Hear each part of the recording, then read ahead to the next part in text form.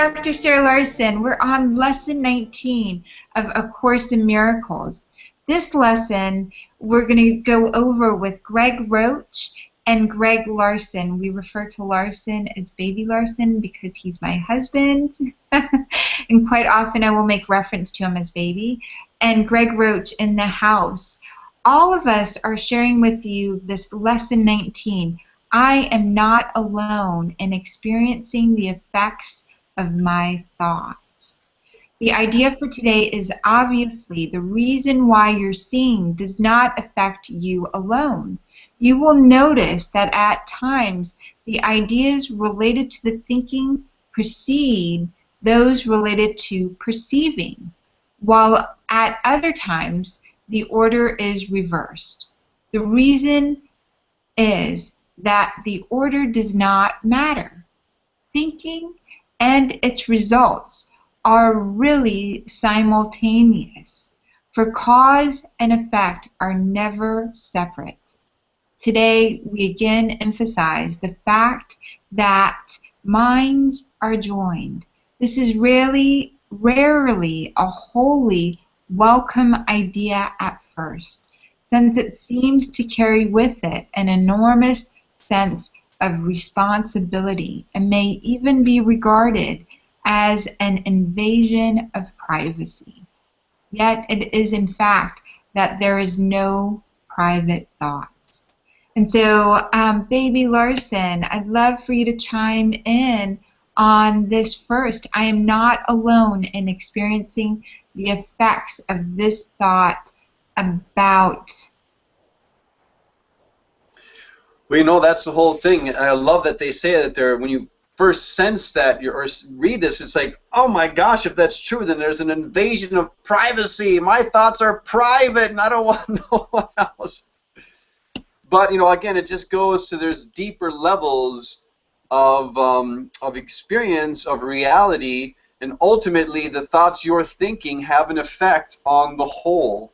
And so it just points to that, and not only do your thoughts have an effect on a whole, the thoughts of the whole or the person sitting next to you are having an effect on you. So it's just being mindful of that this is the experience. You know, it's similar to what the last lesson was, but it all, again, hits home to this experience. So we're having a collective experience at the same time, and whether you are drawing from the collective or adding to it, or experiencing the thoughts of the person sitting next to you, even though they're not even talking to you, you can still kind of sense, wow, they must be really sad and thinking, you know, not so happy thoughts because their energy or what I feel from them is so, sad, or boy, they must be really angry because even though they're not saying anything, I can just feel how angry they are.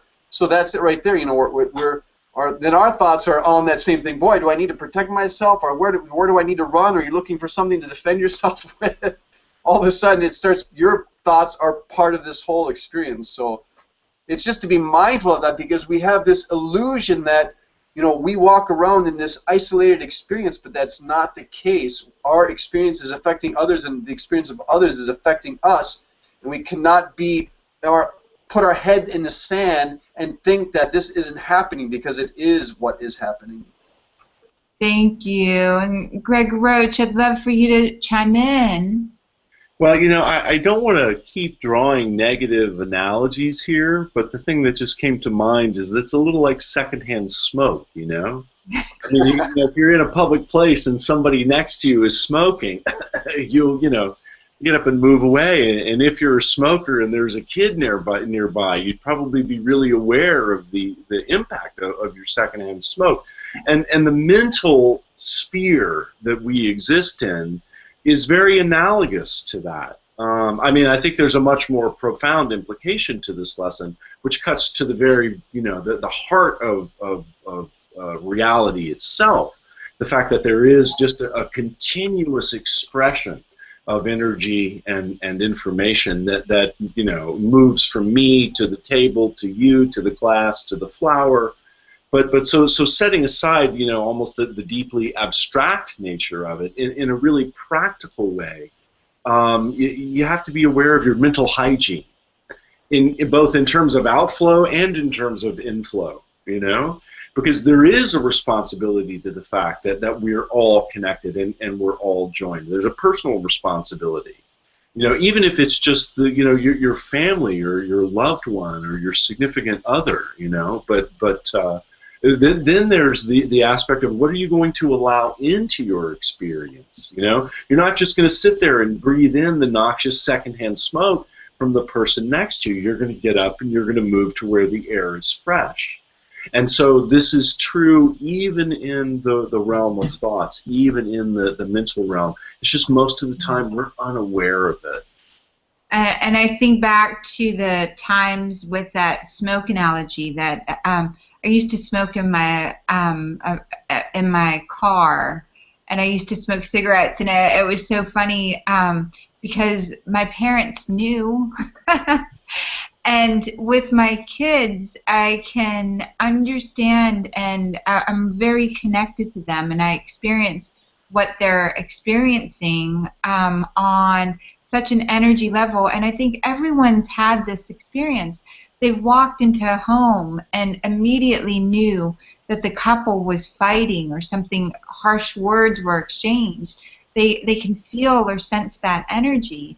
And there is quite a science behind this now, that ability to perceive what is in spaces that we enter or proximal to us. There's a whole science that comes out called remote viewing. And remote viewing is the mental ability to perceive and describe places and persons or events at a distant location. And in my work, I wind up doing a lot of this, seeing the past, the present, and the future. And so I've learned a lot about this. And most of what I've learned is by Dr. Courtney Brown, who really talks about the science and the theory of non-physical perception, which the CIA has done. There's at least 200 years worth of research that contributes to this. And there is well-documented, government-funded, PSI research-sponsored, and now the Defense Intelligence Agency has also mentioned all of this. Part of the reason that I share this is that theory, the science behind it, really says all of us has this ability, and it really lays out using quantum mechanics how we can all do this on a deeper and deeper level. It is affecting remote viewing and understanding that there is a field is paradigm busting, paradigm shifting, to get, wow, one, my thoughts are not my own thoughts. Two, other people can see into my thoughts.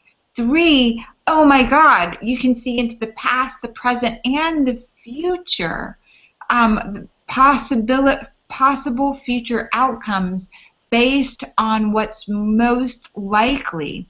And people have done this with the stock market, with lottery numbers, with a lot of complex processes, and it's now been documented by our government. And so I love this lesson, for it makes it possible for each of us to, when we ask ourselves a question, we're geniuses at being able to find the answers to them.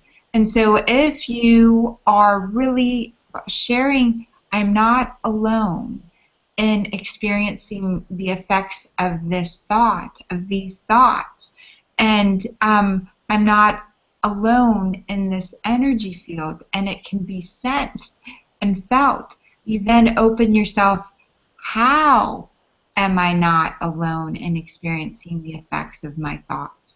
Or what thoughts can I experience of, and you can kind of dive into and think about another person that you're really close to and have sensed or dreamt about them.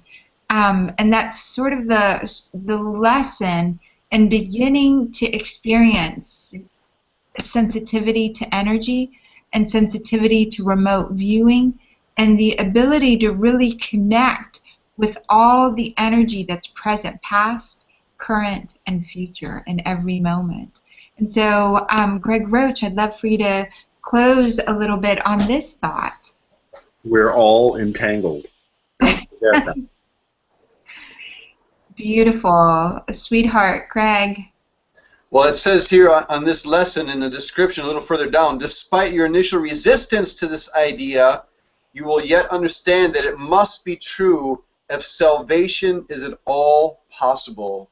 So again, the Course is really hitting home the necessity of seeing through or pushing through this old way of thinking, this old way of defining yourself, because ultimately salvation is at stake here. That's so beautiful. And so that's where we'll close for lesson number 19. And I want to thank you all for being with us. And we'll see you in the next lesson.